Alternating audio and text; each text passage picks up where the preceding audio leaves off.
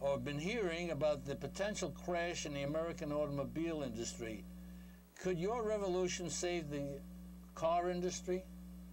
Well, I just wrote an article about that today because, you know, as far as I'm concerned, President Obama is about to become the chief executive officer of General Chrysler Ford Co. In other words, we're about to bail out the auto companies, which means we're going to own a piece of them. If you put money in a company, it means you own it. So as the new president of this new conglomeration of car companies, I think Barack Obama should have a little say about how that money gets spent. And so there's a couple of things that I'd require if I was him. I would say, first of all, by the middle of this year, all cars coming out of Detroit have to be flexible fuel, meaning they can run on both alcohol and gas. This is an easy switch because all it requires is reprogramming the existing car computer in the vehicle. So no assembly line capital-intensive parts have to be added to convert today's cars to be flexible fuel. In fact, we already make those cars, several million a year, that are flexible fuel in Detroit right now. So requiring that all the cars are flexible fuel should be the first requirement of this bailout. Then second, we should say that they should become advanced flexible fuel by the following year. In other words, that would be like the cars we have in Sweden that are made by GM, not some exotic company. GM makes cars in Sweden that have that run on both alcohol and gas, but get the same mileage on both because they have an advanced design. They have this in Sweden? In Sweden, yeah, the Saab 9.5 gets the same mileage on gas as it does on alcohol because it has a smart turbocharger that takes advantage of alcohol's 105 octane rating. Mr. Bloom, I know we have to talk, and I want to give you the whole hour. However, I know the calls would be coming in and saying, why don't the General Motors make those cars in Sweden, make them here in America? Well, if I was the new head of the car companies, as President Obama's about to be, I'd be asking that question too. Yeah. I'm sorry to interrupt you. So Chrysler, for instance, has a patent they're sitting on for a heated fuel injector, which would allow us to run pure alcohol at the pump here, because the only reason why we run E85 or 85% alcohol with 15% gasoline is because alcohol won't start a car on a cold morning by itself. It's just too safe a fuel. It's not volatile enough. So we add the gasoline so that the cars will start without any kind of cold start device. But once the car is running, there's no point in all that gasoline being in the fuel. So cold start devices help the cars start, and then they can run on pure alcohol no matter what the temperature is. So we have those devices, and in Brazil they install those on General Motors cars and on Fords and on Fiats and all of them right now. I've been to the assembly lines in Brazil, so I've seen them for myself. And in the book we show you how to make these things yourself if you need to. But basically they're like a windshield washer reservoir under the hood in which you put a little gasoline, a little alcohol, and then from there it goes to a little fuel pump which sprays into the engine whenever the car is cold. So it gives a little squirt of something volatile, kicks over the engine, and then it runs on pure alcohol just fine. Brazil sells pure alcohol at the pump, not E85, and that's what the cars run on. In fact, beginning next year, there will be no gasoline-only cars made in Brazil. That era is now over. And so 85% of the cars in Brazil currently run on alcohol. By next year, no new cars will be made that run on gasoline alone. They'll run on both alcohol and gasoline. So, if other countries can do it, and they can do it quickly, our auto industry can rise to the occasion, especially if we bail them out and put the money into making sure we have these kind of vehicles. And since the rest of the world is moving to alcohol at a very fast rate, instead of being a car importer like we are right today, we'd be exporting cars to the rest of the world, which is where our industry has to be.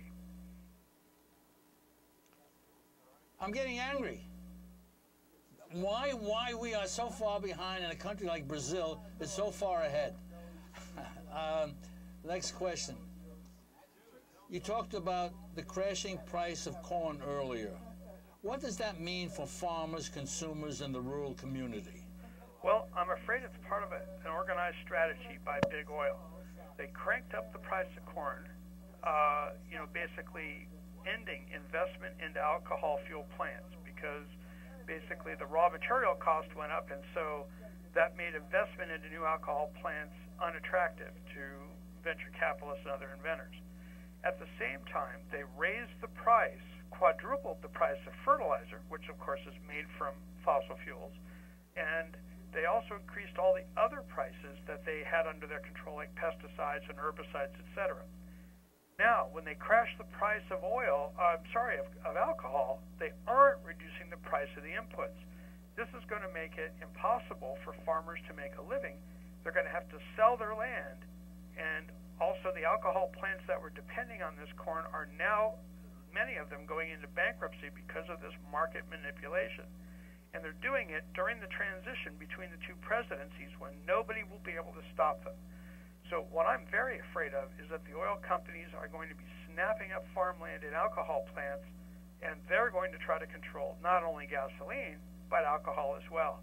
Well, luckily, this strategy ultimately won't work because making alcohol is mankind's second oldest profession. So there's nothing controllable or patentable about it. Anyone can make moonshine. And small-scale production is really going to be the salvation of America. Small, local, community-based plants can compete with these really large plants and actually be more profitable. So I'm expecting that we're going to see an explosion of small alcohol businesses, and I've already seen that since hundreds and hundreds of people who have read my book on alcohol fuel have applied for permits to do just that and open those small plants. You know, the trouble here, Mr. Bloom, in New York City is the fumes from the cars, the trucks, and the buses. We have a very big problem with that. We're very ecologically attuned, but I have to tell you, we do very little, and people seem to, they ask me all the time what to do, and that's why I listen to you when I have you on the program. But people ask and they complain, but they don't push ahead. Now, in New York City, and I assume the same thing is happening in Chicago and all these other cities, where there's fumes all over the place, and people complain, and very little is done. The car companies keep doing it. Now, you seem to have some kind of a brilliant idea here. Now, how can we fulfill it? For instance, I would like to have you on the program, on this TV show, when you come in. Now, and what can we do? Well, the first thing to realize is that alcohol is 98% pollution-free compared to gasoline. In other words, it's almost as clean as hydrogen, and is so clean that almost when you get your car tested for smog emissions, it almost doesn't register any. So it's a very, very clean fuel. So it solves the problem of air pollution, like Rio de Janeiro and Sao Paulo in Brazil. Some of the biggest cities in the world, Sao Paulo's have almost 20 million people in it. The air pollution there is less than Los Angeles, less than New York, because most of the cars are running on alcohol, so there's much less pollution. So I think one of the ways we start this revolution in urban areas is we organize driver-owned alcohol stations. In other words, the alcohol is available. We're making about 12 billion gallons of it a year right now. So people organize together and say find some dying mall in their neighborhood and rent a little bit of that non-productive asphalt that the mall's not making money on and drop an above-ground alcohol station, that's a tank and a pump basically, and start selling the alcohol to each other in a neighborhood. Well, now we're off to really delinking ourselves from the oil companies, because once you've got a pump like that, you can then put the word out in the farming communities outside of the city and say, we're putting a contract out. We'd like 1 million gallons of alcohol a year to supply our station that satisfies 1,000 people. So